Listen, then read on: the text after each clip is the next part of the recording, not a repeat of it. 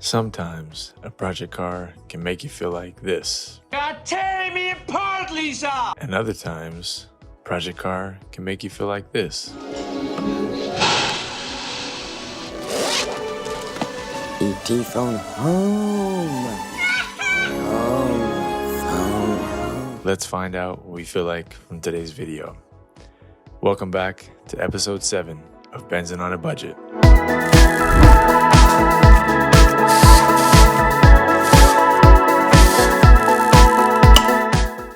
Alright you guys, welcome back to Benz'n on a Budget, episode 7 now. Been a big journey thus far. If you guys saw last episode, I want to start off by apologizing because I kind of scared you guys and myself for no reason potentially. What happened was when I boroscoped cylinder 2, the piston was up higher than I thought it was, and basically it looked like the indentations, which I now know are the valve reliefs on the piston, it looked like what I was seeing was the indentation on half the cylinder wall and half the piston. That's why I was convinced, like, oh, the valve definitely hit or smacked down or broke down something. But when I boroscoped the first cylinder, which I know was lower, I could see the whole view of the piston, and I realized that the relief was actually on the inner part of the dome of the piston, and I just basically confused myself for nothing, kind of like an optical illusion almost when I was looking at it. So what we have now as far as the setup goes, just threw new spark plugs in, just clean out the injectors again, everything's hooked up. We saw on the last episode I wired directly for the signal wire to the ECU. I confirmed what wire that is. I've undone all the sheathing pretty much all the way through, besides in here, which nothing could really touch, so I don't think anything's broken inside of that part, but I will confirm if none of this works right now. I have new spark plugs in it, like I said, clean and fuel injectors, got the battery hooked up. We're gonna try to start it and just fingers crossed, see what happens. If nothing changes in this scenario, then we'll keep chasing, and we're gonna have to do a compression test if none of this works, obviously. So let's go for it, see what happens.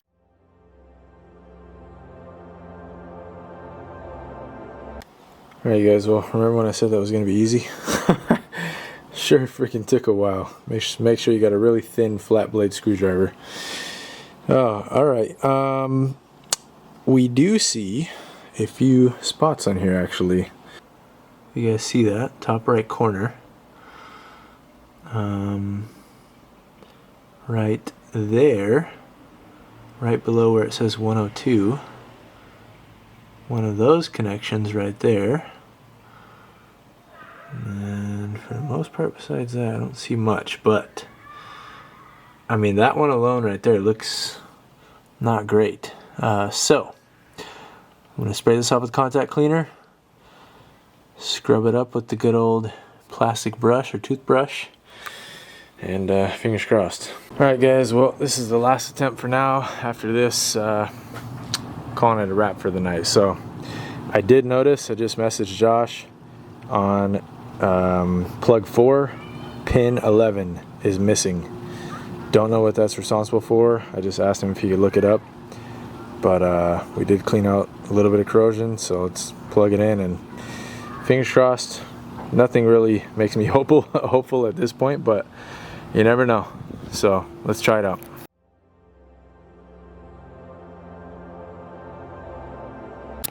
Alright you guys, well, from everything we've tried, it's D-Day for the compressor motor.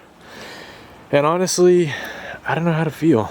I mean, I'll be thankful if all the compression turns out good, but I'm also going to be absolutely stumped because I have tried everything that I know, and even stuff that I didn't know that I learned just to try to figure this out, but nothing has worked. So it's got to be compression. We'll see what it reads. Mike came over, he's going to help me out in a second. It's been back and forth working on this and the COK, so yeah. Regardless, my plan, whatever we find out, hopefully in the next 2 weekends, we're going to yank everything out because I want to get this car, you know, disassembled as much as I can and get the parts rolling off it that I'm going to be able to sell, and then get the shell out of here. Get the shell out of here, man.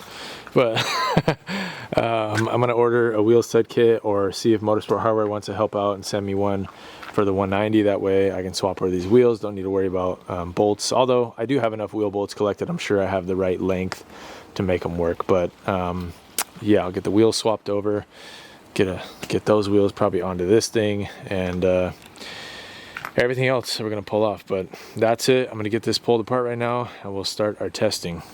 Alright guys, Mike's here. Like I said, we just pulled the spark plugs. These are the brand new ones that I put in. It probably ran the car for maybe 10-15 minutes at most, and they were all pretty black. And actually the cylinder that is not firing is the one that looked the most normal, at least wasn't wet.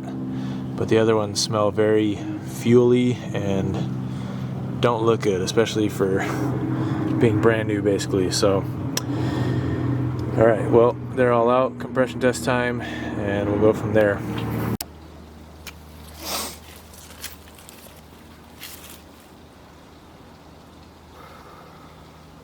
How long have you had this thing? Sears? Okay.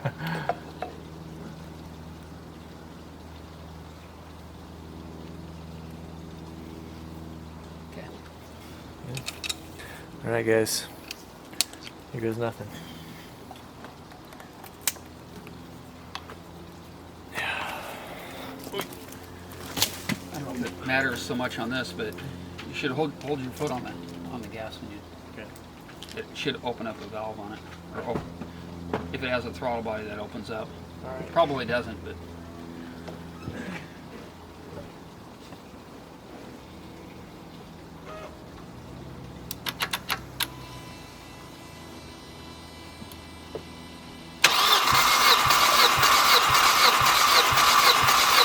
Okay.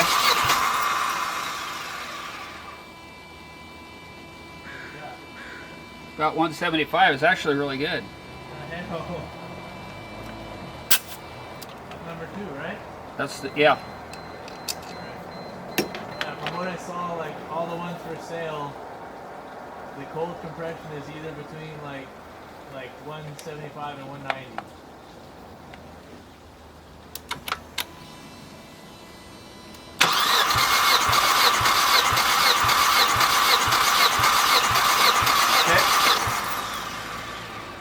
Almost 180, probably about like 178 or so. You're just looking for all within like 20% basically, right? Yeah, that's like a wide range. Or like 10%. Yeah, they're right now. I mean, that thing's perfect. Yeah.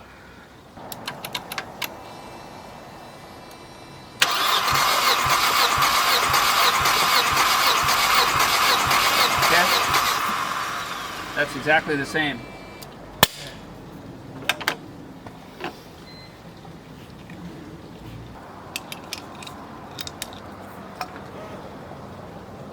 Okay.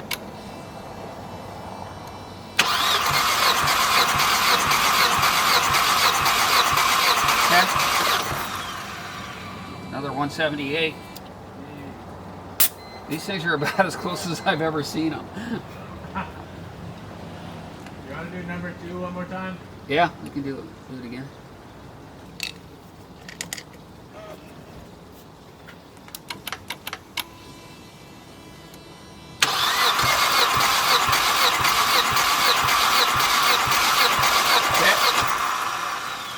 About 178 again. These things are identical. Show it to the camera.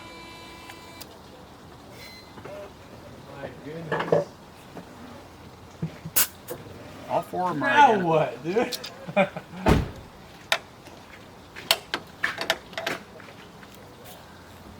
What the hell? No, I think you got something to do with the wiring, maybe. Causing the coil not to fire. But how? I've literally... I'm going straight to the plug. This is a brand new wire for the signal power. And I redid this solder connection for all of the coils. That's the main power for all of them. Like, unless the actual pin or something, but like they all look fine.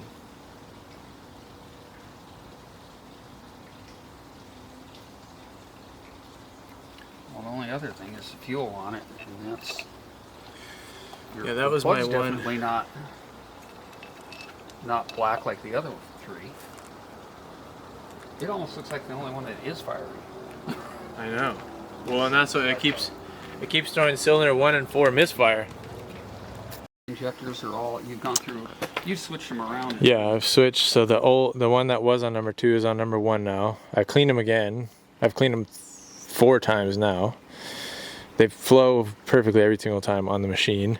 I can feel them pulsating when I'm running it. I've checked all those wires. They're all, I mean, power and everything, like from what I can test. And I've undid the harness basically all the way until, I mean, nothing else would. And this is a signal wire, correct? Yeah, that's a signal wire. Open up the ECU. The ECU is, there was like, oh, that's the one thing that we found though, is one of the pins on the ECU is broken off, but it's not the plug that controls coils or anything like that. I'll look back. All right guys, sorry I wasn't recording, but Mike was just holding the light tester to test for a signal on the wire that I tried to do here in all of them. And actually when you do spin it over, we do get a pulsating signal on all of them for the signal for each plug. So we're gonna test the other end. Except for that. Yeah, the only one we didn't have is for cylinder 2, so that's good. This is tracing something, but what's causing that we're not sure, so we're gonna try to trace it here and see what's going on. It's that yellow wire. Yeah, that's the one that I... Power I can steal. Oh, yeah, that's the one that I got power for the ECU from. So, that's something revealing. What's causing it, don't know yet. Alright guys, well, I had been in here before, you guys saw previously in the video, and there was a bit of corrosion on the culprit here, and I wasn't putting 2 and 2 together at the time, but if you notice these 4 little square ones, there are 4, and most likely that is for each coil pack or cylinder or whatever, but there's one of them in particular, hard for you guys to see on camera, but one of them just doesn't look right. It's a little bit discolored, kind of rough compared to the other ones, and that was the only one that did have a little bit of corrosion on one of the legs of it, because we were just testing and we're not getting a signal from that bottom right pin on plug 1. So if anything, I think I'm going to try to hop on eBay or Cardash part and try to find another ECU. I'll have to hit up Josh and see if we need to code it to the car. But at this point, I mean, all signs are pointing to this, because after compression tests of nearly perfect and everything else, it's got to be this. So relieving to find that, but now becomes another mission to try to find an ECU or somehow get this one working.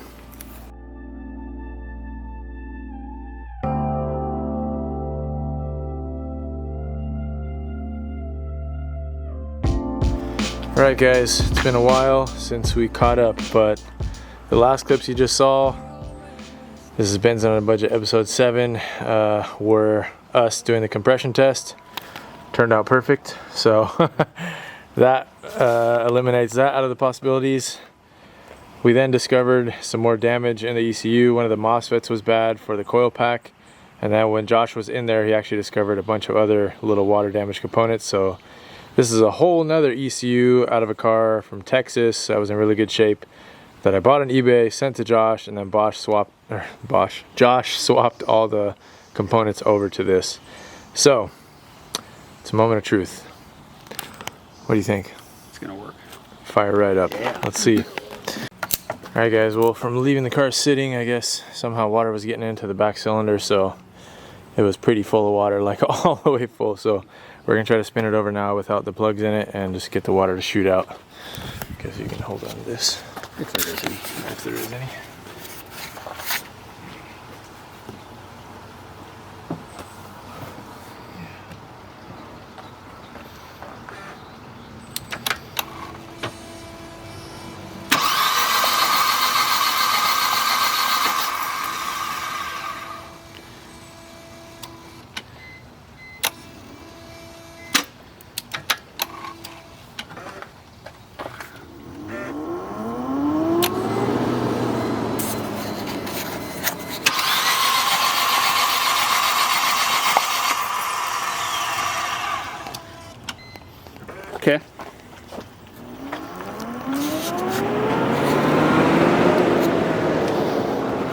You say if the fan comes on, if something's wrong? Yeah, but it's only doing it intermittently. Huh? Intermittently. I'm worried about my little ATA circuit not being great, because that's what's providing the 12 volt to the ECU right now. Alright guys, you might have heard the fan kicking on and off. I'm not sure why that's happening. But my ATA circuit is not the best. So I might try to redo that real quick. Alright guys, a little bit of surgery. Everything's plugged back in now. Made a new ATA circuit over here because the other one was kind of not too great. So maybe that would have been why the fans were thinking about kicking on. Coil packs all back in. Still have that wire that I jumped for no reason, but should be hooked up solid, so shouldn't be an issue. Okay, battery.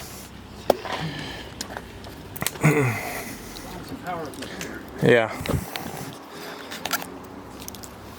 Oh yeah. All right. Could this be it, guys? Could this be it?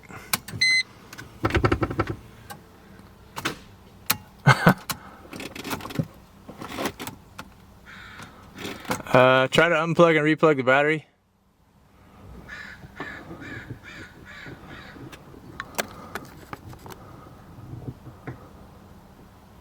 Okay, go ahead.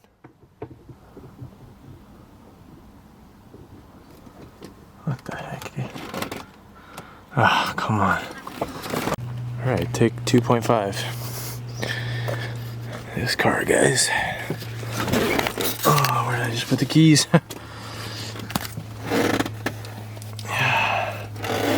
Okay, come on. Come on, little coupe. Come on, you can do it.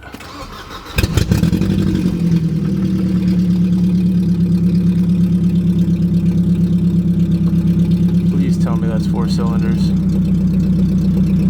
Is that 4? Huh? You think that's 4? Oh yeah. Yeah.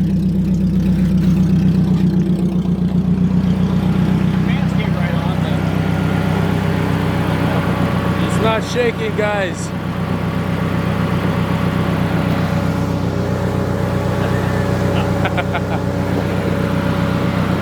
No freaking way, dude.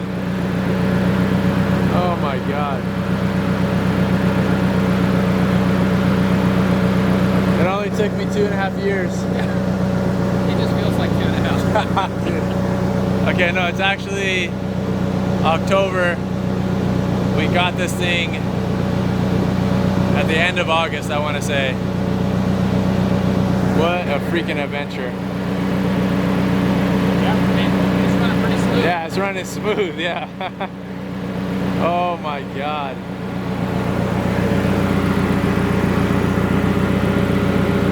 Let me try to rev it and see what it'll do. Alright, I won't go crazy, but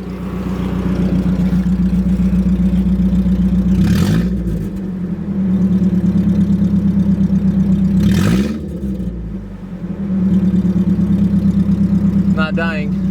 Huh? It's not dying, it just sounds terrible. Yeah, if you put exhaust on it, it'd probably sound fine. Yeah. Should we drive it? Huh? Should I drive it? One thing at a time. Alright guys, I'll see if coolant temp will go up while it's sitting here, and then who knows, maybe we'll take it for a drive. Alright guys, sensor right there. Oh, that sensor hanging down. I don't know if you guys can hear me, but that sensor down below, I'm pretty sure that's why the fans are staying on high right now. That's supposed to be plugged into the bottom of either the condenser or the fans.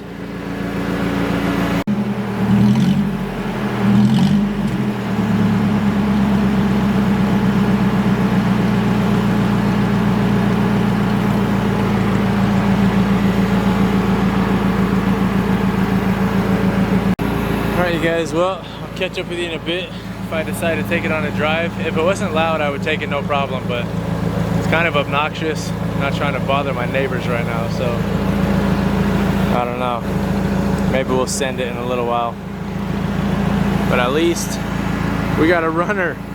We got a donation for the 190. Look at it, looking all happy over here. It's just ready to be alive again.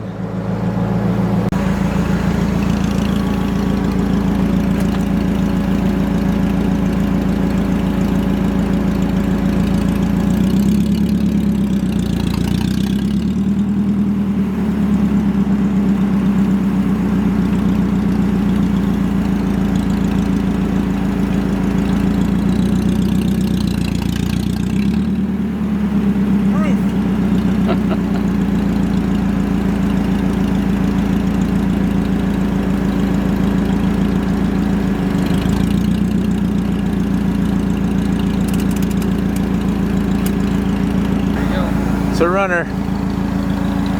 Now let's get this thing the heck out of here so I can start scrapping this shell. Alright, I guess it's official, guys. Anyone that wants things off of this shell, start letting me know. Otherwise, it's all going on Facebook Market. Anything valuable, eBay or Facebook Market. But if you guys need something specific, if you're interested in the whole shell, let me know. Alright guys, been running for a while. Building up temp, but I think we'll go ahead and call it there.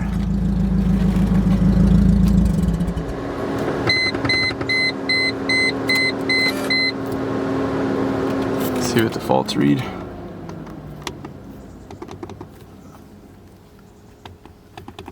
It's not gonna let us.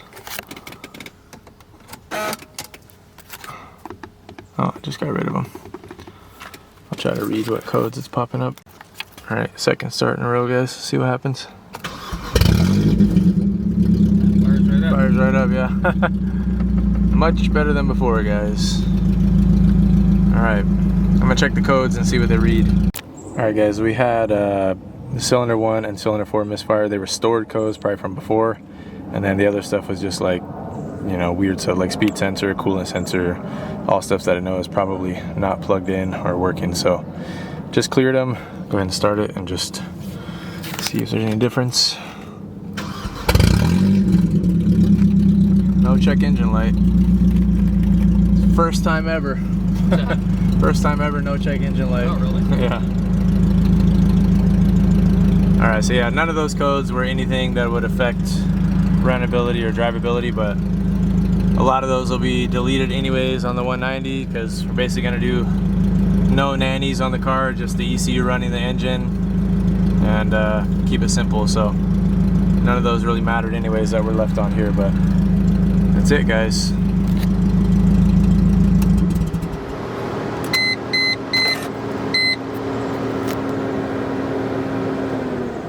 Alright, and the fan stays on, but not when the key is in position 2, so that's a good sign. The faults that are showing up are just SOS. Somebody came to see. But yeah, Tele-Aid Workshop, which we know is all of this. Nice. And yeah, just ESP, Tele-Aid, and SOS system, so easy stuff. Stick up on your lip. All day. You get started on it now, you should be done by next Friday. Roshi's gonna pull the engine out, guys. It runs. It does? Yeah. Did you hear it out here? Yeah. I didn't know it was this. But like good running though, not like bad before. Nice. I've pushed cars the last couple of Yeah. weeks, and now I'm going to pull an engine out. MVP over here. We pushed these ones like 3 different times, moving them into different spots. It's all the boxing training. Yeah, she's. Give you one of those carts to roll the wheels up on and Yeah. come around. All right. Thanks to Mike. Snap. Woohoo! We did it. Okay. Well, probably just end it there, guys. We will catch you on part 8. Hopefully when we're starting to pull the motor out. I'm hoping the weather stays like this for a little while longer so we can do this not in the pouring rain. Get the thing out, see if I need to swap the other oil pan onto it, and move on from there. But we got a runner, guys. Sorry for the wait and sorry for the suspense, but hopefully you guys are excited seeing that. That's it. Catch you guys on the next one. Peace. I'm gonna head home.